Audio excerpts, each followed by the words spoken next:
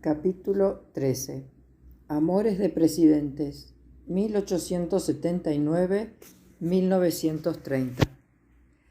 A partir de la década del 70, la sociedad hispano-criolla, austera y patriarcal, asentada en lazos familiares, dio paso a la gran aldea, pintada por Lucio B. López. El proceso de modernización, comenzado entonces, la gran inmigración y las nuevas fuentes de riqueza que esta época produjo, irían transformando a esta gran aldea en la más grande e importante metrópoli de América del Sur. El cambio económico, social y cultural de esos años permitió todas las novedades que transformarían a Buenos Aires en una ciudad europea, como deseaba la clase gobernante, para la cual Europa era sinónimo de progreso y civilización. La ciudad capital se empeñó en borrar los pocos rasgos hispanoamericanos que le quedaban.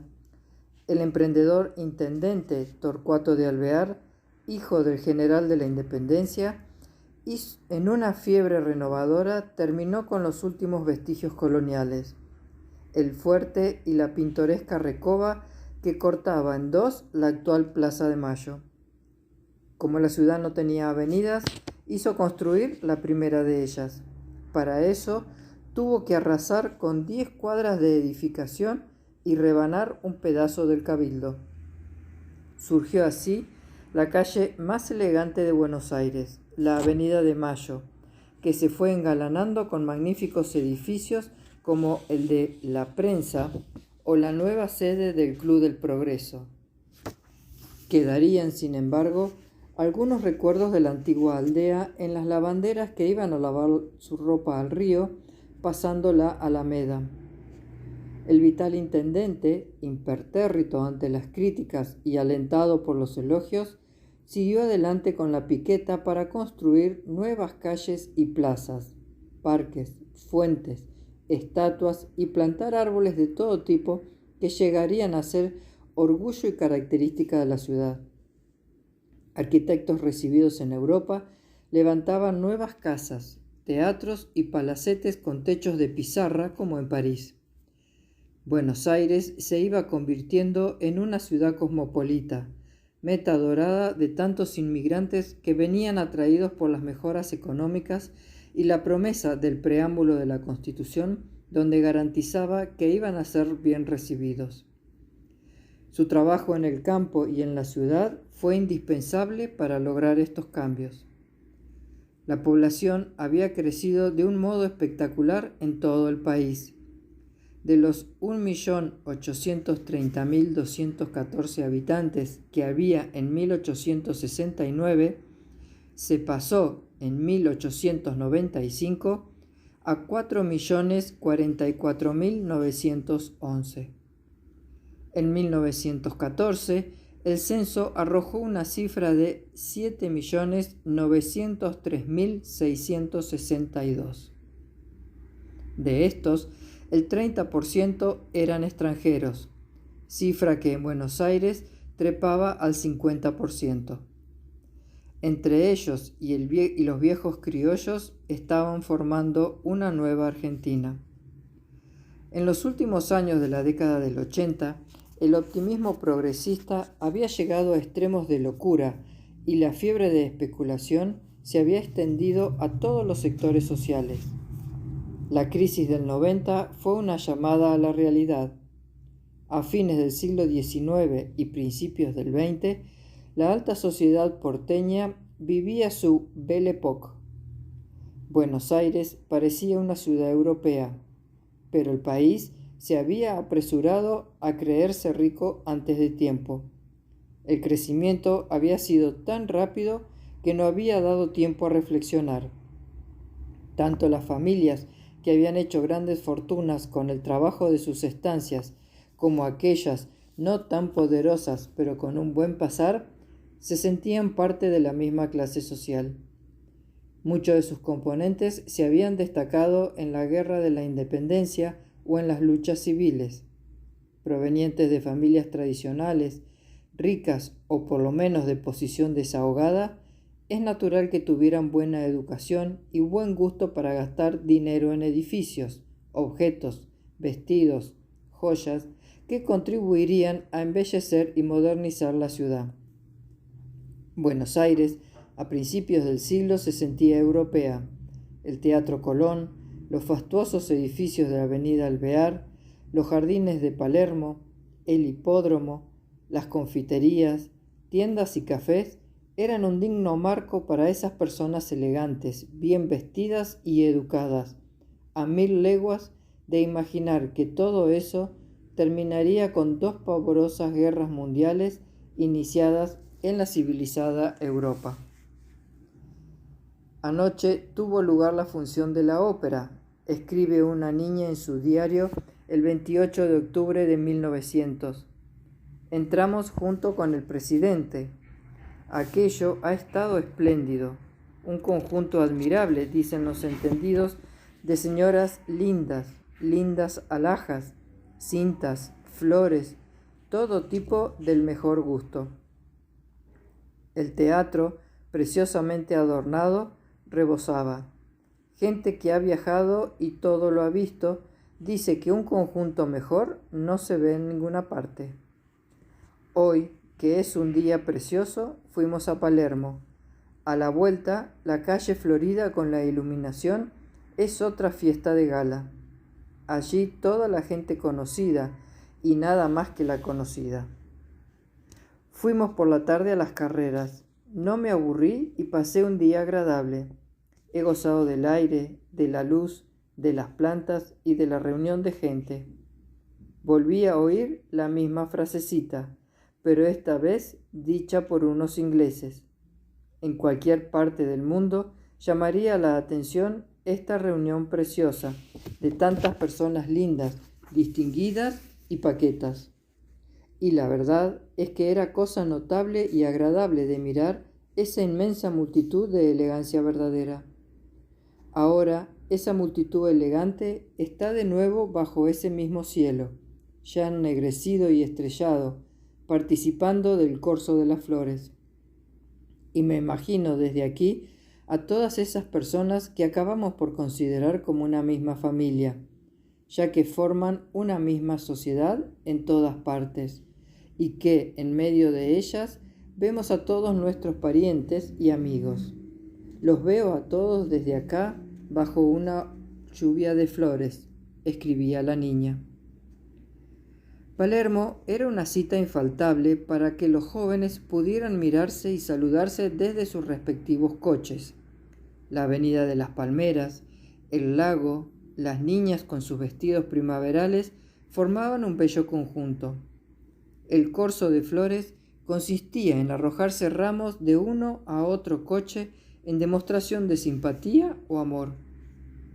Mientras la clase tradicional vivía su época dorada, la gran masa de población de viejos y nuevos ciudadanos empezó a ambicionar una mayor participación en la política y en la economía que la que le ofrecían los comicios fraudulentos. En esos años decisivos y en el camino a la democracia se destacan 2 figuras de futuros presidentes, Roque Sáenz Peña e Hipólito Yrigoyen. También ellos tuvieron una intensa vida sentimental, tan intensa como el progreso que irrumpía casi sin pedir permiso. El amor imposible de Roque Sáenz Peña. Las balas zumbaban cada vez más cerca. A su lado caían sus compañeros en medio de gritos, humo, tierra y sangre. El sol quebraba las aguas del Pacífico y destacaba la silueta oscura del Morro sobre el cielo azul. No tenía miedo, no le importaba morir.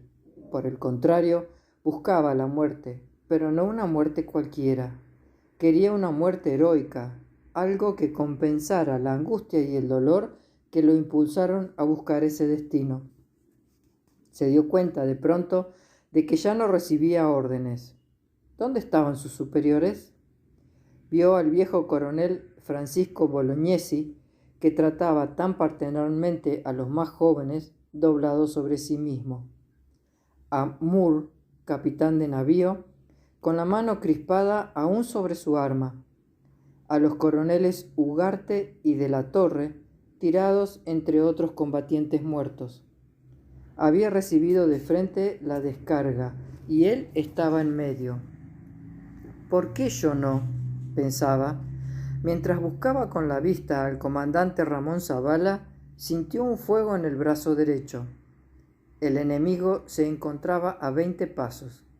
Siguió batiéndose sin tener noción del tiempo hasta que no sintió ya el brazo herido y tuvo que arrojar la espada. A la cabeza de su cuerpo corrió a buscar un puesto en el combate. Todo era un furioso torbellino. Cerró los ojos y se entregó a lo que viniera, invocando la ayuda de Dios.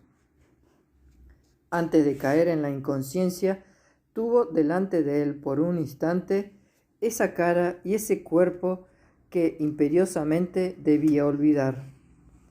Las imágenes se sucedieron en fracciones de segundo, recomponiendo la historia que con el fragor de la guerra había dejado de torturarlo.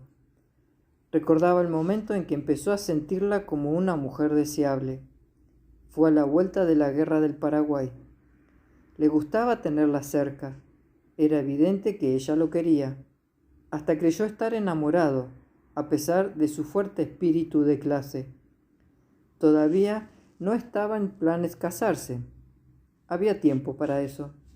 Era muy joven, quería viajar, tenía ambiciones políticas y la vida en esa Buenos Aires a fines de los 70 ofrecía muchas posibilidades, tantas que hasta llegaría a ser presidente de la nación. El mazazo había llegado cuanto menos lo esperaba y de quien menos lo esperaba. Su padre, ese elegante y devoto señor, amigo de políticos y de obispos, al que había admirado desde que recordaba, lo llamó un día a su despacho. Estaba muy intranquilo, parado junto a la ventana y evitaba mirarlo a los ojos, cosa no habitual en él.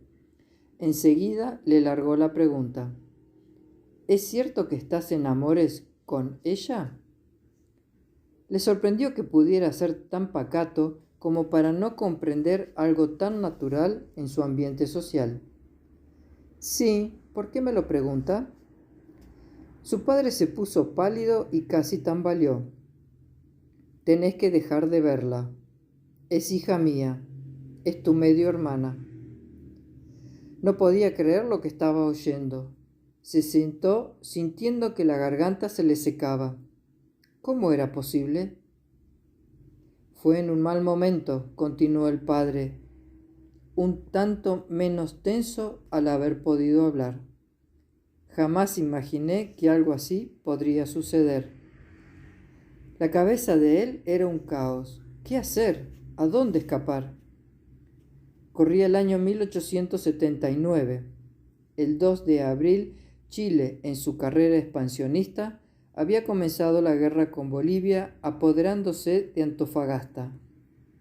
El Perú salió en su defensa y comenzó la llamada Guerra del Pacífico, o también Guerra del Guano o del Salitre, pues lo que codiciaba Chile eran las guaneras peruanas de Tarapacá, Tacna y Arica, ricas en nitratos, y los puertos de las Radas de la costa boliviana, que el gobierno no había podido ocupar por sus luchas internas.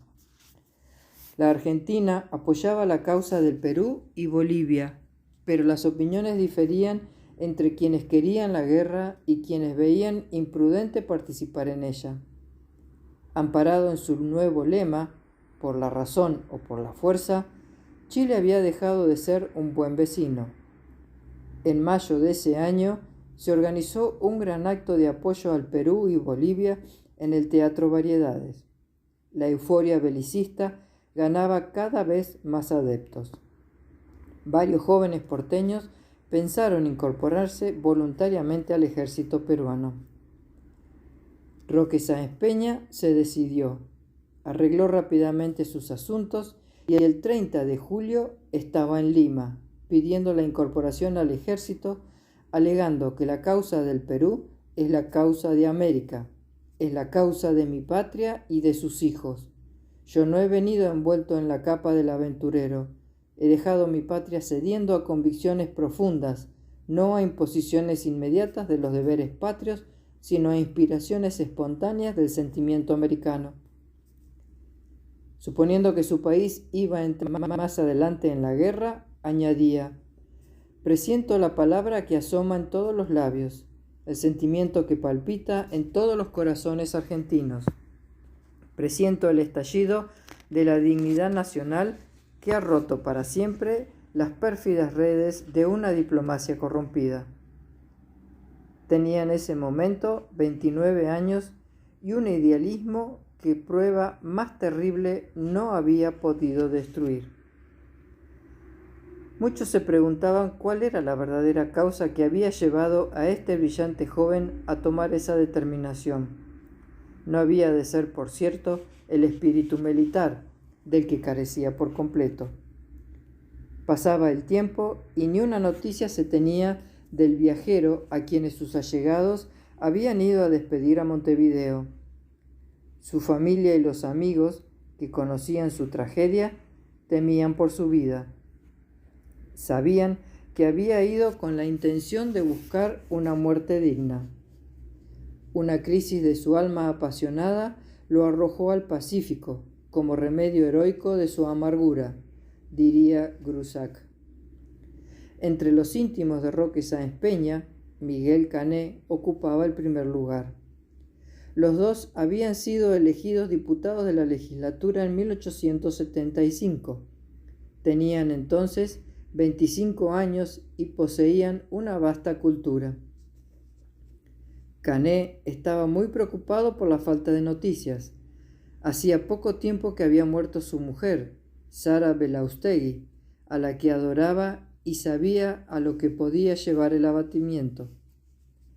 Este Roque y este Miguel son capaces de hacer lo que vulgarmente se llama una barbaridad, comentaba preocupado Carlos Pellegrini en la tertulia del Club del Progreso.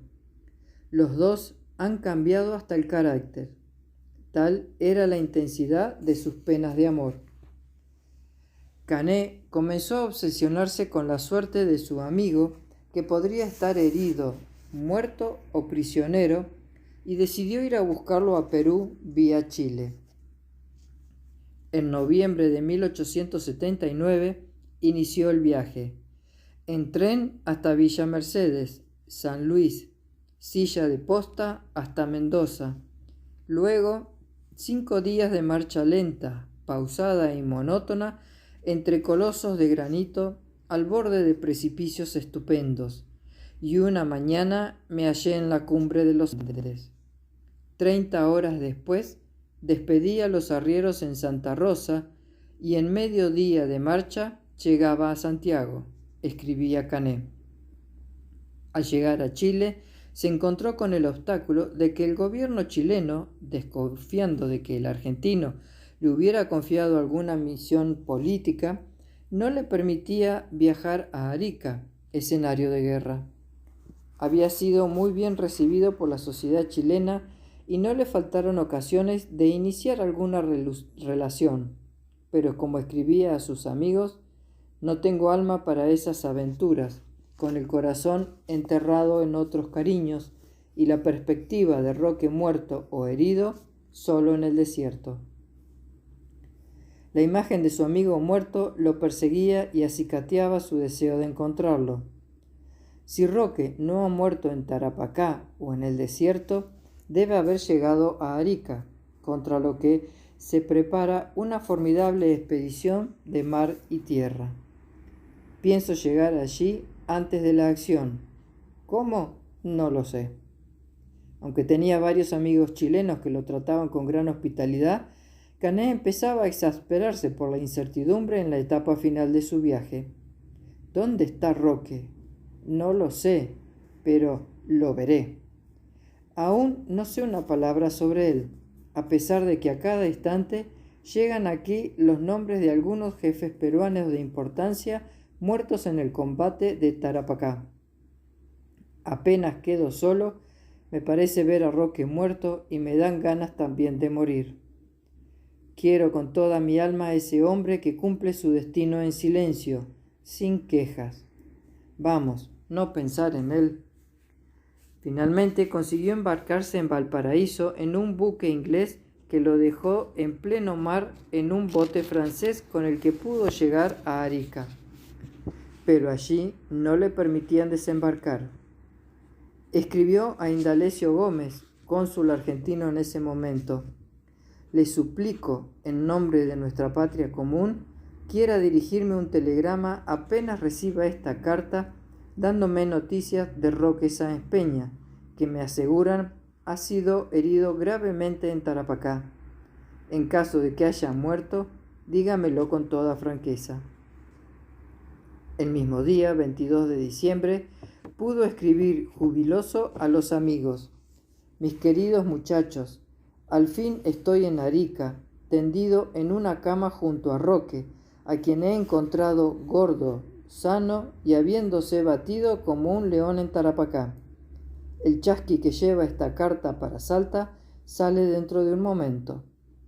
Más despacio les contaré la sorpresa de Roque, que se quedó parado, lelo, sin tener una palabra y colgado de mi cuello. No hemos hablado todavía ni la quinta parte de lo decentemente necesario. Roque está lleno de espíritu. Ya hablaremos. Felicítenme». Además de Bernabé Artayeta, los muchachos a los que se refería eran Aristóbulo del Valle, Lucio B. López, Carlos Pellegrini, Leandro N. Alem y otros, que a diario se reunían en el CRU El Progreso, entonces situado en las calles Perú y Victoria. Después de 8 días en los que intercambiaron sus mutuas experiencias y hablaron de asuntos personales y públicos, Miguel Cané se despidió de su amigo instándolo a que se cuidara en el próximo asalto de los chilenos al Morro de Arica. Antes de volver a Buenos Aires, debía viajar a Lima, a donde por encargo del presidente Avellaneda iba a defender la doctrina argentina que repudiaba el derecho de conquista en tierras americanas. Desde allí escribió dando más noticias de Roque, a quien había encontrado un tanto curado del espíritu. Estaba aprendiendo a olvidar. 6 meses más pasaron antes de la sangrienta y heroica defensa del Morro de Arica, donde Roque Sáenz Peña conservó la vida milagrosamente y fue hecho prisionero de los chilenos. Desde la prisión tuvo que redactar el parte de guerra por ser el oficial de mayor graduación que había sobrevivido. Las palabras que usó para hacerlo son muy significativas. Decía: «En este carácter que me da la fatalidad por un encadenamiento de desgracias terribles». Comenzaba el parte donde debía ratificar la pérdida del Morro de Arica y de las vidas de tantos hombres. En ese encadenamiento de desgracias terribles, que fue la muerte de todos sus superiores, la primera, la desencadenante, había sido la revelación hecha por su padre. La palabra fatalidad empleada en esa ocasión parece más apropiada para su tragedia personal que para un hecho de guerra. Ya instalado en Buenos Aires, Cané recibió una larga carta de Sáenz Peña desde Chile, donde le explicaba cómo habían ocurrido los acontecimientos, pues se había enterado por los diarios de las falsedades que había escrito algún resentido enemigo político, que ponía en duda su valor. Todavía no podía usar el brazo herido y había tenido que dictarla. La señora Emilia Herrera de Toro había conseguido que instalaran al prisionero en una casa donde nada le faltaba. «Queridísimo Miguel», escribía Roque, «aquí tienes a tu amigo más querido y herido y prisionero en San Bernardo. La herida va mejorando rápidamente. Hoy tiene 1 mes y 5 días. Pienso que en 15 días más estaré bien. Puedo asegurarte que la herida no me preocupa. No me hubiera preocupado aún cuando ella fuera de gravedad». Poco después volví a Roque Sáenz Peña a Buenos Aires, lleno de gloria y casi cicatrizadas las heridas del cuerpo y del corazón. La historia secreta de ese amor signado por la fatalidad nunca se publicó, pero fue pasando discretamente de boca en boca. Es comprensible que, a comienzos de la era victoriana, la familia silenciara el hecho para no perjudicar una futura relación matrimonial. No es comprensible seguirlo silenciando. La figura de Sáenz Peña toma en este episodio una dimensión aún mayor de la que tiene. Podría haber hecho un viaje a Europa, más o menos dedicado a diversiones y estudios, como lo hicieron muchos jóvenes de su tiempo. En lugar de esa salida fácil, superó el conflicto con un acto de solidaridad y grandeza. No se puede penetrar en la psicología de un hombre sin conocer su vida sexual, escribía Manuel Gálvez en su biografía de Irigoyen de los años 40. Pero la mujer es tabú para el puritanismo de nuestra historia. Es lástima, pues ganarían en humanidad nuestros grandes hombres si conociéramos sus amoríos. Aparte de que la vida pública no es independiente de la privada, sino su prolongación, su refracción en el espacio. La misma hidalguía que tuvo Sáenz Peña para resolver sus problemas personales, la tuvo en los asuntos públicos. A través de sus discursos políticos y de la correspondencia con sus amigos, puede observarse cómo va creciendo en él la conciencia de la necesidad de instaurar el voto libre y obligatorio en la República, que se decía democrática, pero en los hechos no lo era. La primera vez que habló en público de este tema candente que preocupaba a muchos fue en el viejo Club del Progreso, ese centro que conservamos y amamos porque es representativo de la cultura argentina, según afirmaba en su discurso. Era el 1 de mayo de 1902. Se festejaban los 50 años del club en su nueva y elegante sede de Avenida de Mayo. Allí estaban todos, los dirigentes y constructores del 80, compañeros de lucha y amigos del orador, los ya ancianos socios de 1860 y 3 expresidentes de la Nación, Carlos Pellegrini, Manuel Quintana y Luis Sáenz Peña. Ante esta selecta concurrencia, hablaría Roque Sáenz Peña sobre la necesidad de hacer la reforma política más trascendente vivida por el país desde la organización nacional, otorgando a todos los ciudadanos el derecho a votar a sus representantes. Durante años seguiría su prédica secundado por otro adalid del sufragio universal, el salteño Indalecio Gómez, aquel que estaba de cónsul en Arica y a quien encontró en Berlín muchos años después. El resultado de estas charlas pudo apreciarse en el mensaje presidencial de Sáenz Peña al asumir la primera magistratura en 1910.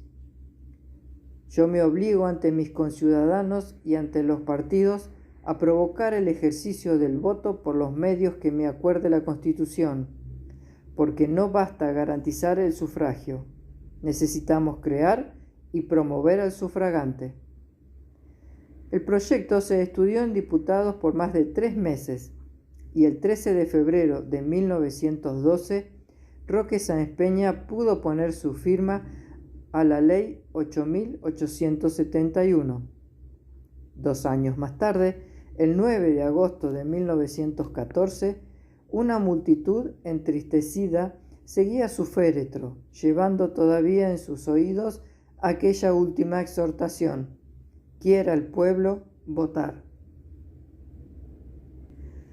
Roque Sáenz Peña, superado su dramático amor juvenil, se casó ya maduro con Rosa González, cuyo padre, Lucas González, había sido ministro de Relaciones Exteriores cuando Roque peleaba en el Perú.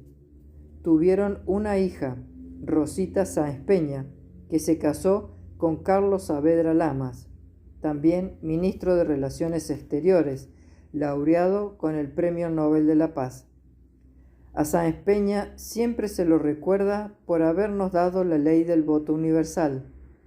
Quizás también lo debamos recordar como un hombre que, víctima de la fatalidad, tuvo el coraje necesario para superar una trágica historia de amor.